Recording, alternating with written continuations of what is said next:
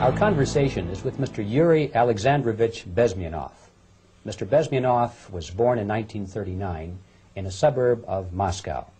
He was the son of a high-ranking Soviet Army officer. He was educated in the elite schools inside the Soviet Union and became an expert in Indian culture and Indian languages. He had an outstanding career with Novosti, which was the, and still is, I should say, the press arm or the press agency of the Soviet Union. It turns out that this is also a front for the KGB. He escaped to the West in 1970 after becoming totally disgusted with the Soviet system, and he did this at great risk to his life. He certainly is one of the world's outstanding experts on the subject of Soviet propaganda and disinformation and active measures. When the Soviets use the phrase ideological subversion, what do they mean by it? Ideological subversion is the process which is legitimate, overt, and open. You can see it with your own eyes. All you have to do, all American mass media has to do, is to unplug their bananas from their ears, open up their eyes, and they can see it. There is no mystery. There is nothing to do with espionage. I know that espionage intelligence gathering looks more romantic. It sells more deodorants through the advertising, probably. That's why your Hollywood producers are so crazy about James Bond type of thrillers. But in reality, the main emphasis of the KGB is not in the area of intelligence at all. According to my opinion and opinion of many defectors of my caliber, only about 15% of time, money, and manpower is spent on espionage as such. The other 85% is a slow process which we call either ideological subversion or active measures, активные мероприятия in the language of the KGB, or psychological warfare. What it basically means is to change the perception of reality of every American to such an extent that despite of the abundance of information, no one is able to come to sensible conclusions in the interests of defending themselves, their families, their community, and their country. It's a great brainwashing process which goes very slow, and it's divided in 4 basic stages. The first one being demoralization. It takes from 15 to 20 years to demoralize a nation. Why that many years?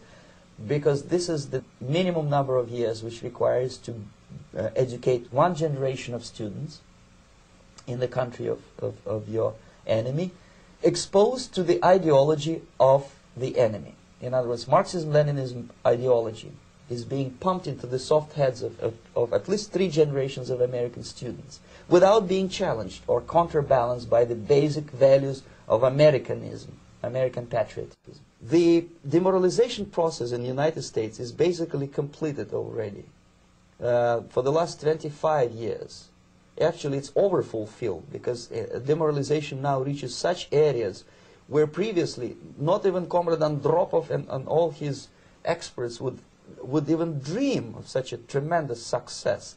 Most of it is done by Americans to Americans, thanks to lack of moral standards. As I mentioned before, exposure to true information does not matter anymore. A person who was demoralized is unable to assess true information. The facts tell nothing to him.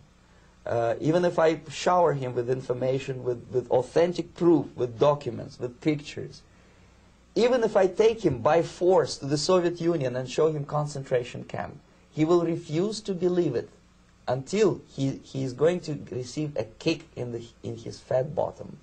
When a military boot crashes his, then he will understand, but not before that. That's the tragic of the situation of demoralization. So the next stage is destabilization. This time, subverter does not care about your ideas and the patterns of your consumption. Whether you eat junk food and get fat and flabby, it doesn't matter anymore. This time, and it takes only from 2 to 5 years to destabilize a nation, what matters is essentials: economy, foreign relations, defense systems.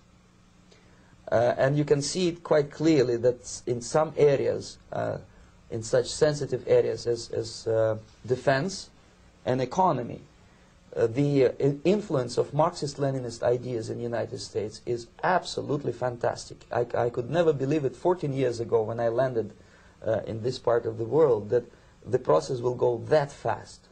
The next stage, of course, is crisis. It may take only up to 6 weeks to bring a country to the verge of crisis. You can see it in Central America now. And after crisis, with a violent change of power, structure, and economy, you have so-called the period of normalization. It may last indefinitely. Normalization is a cynical expression borrowed from Soviet propaganda.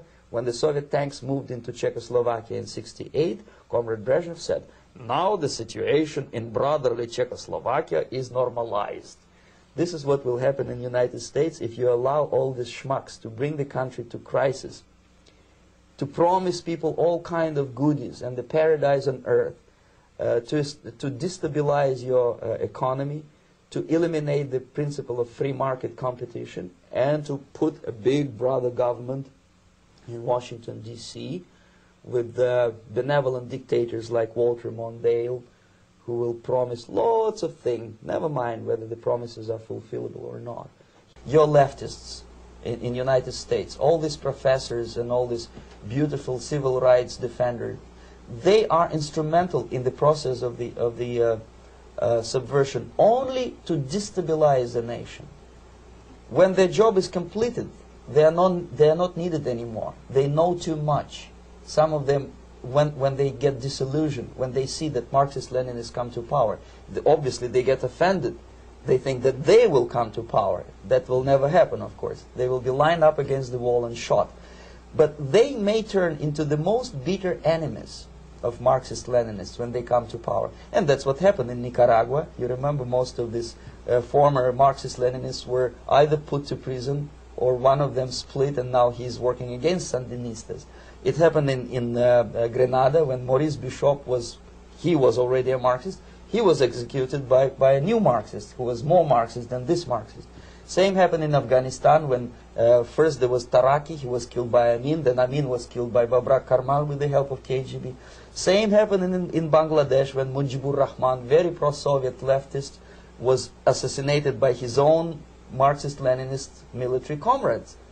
It's the same pattern everywhere. It's divided in 4 basic stages: demoralization, destabilization, crisis, normalization. They will be lined up against the wall and shot, wall and shot, wall and shot, wall and shot.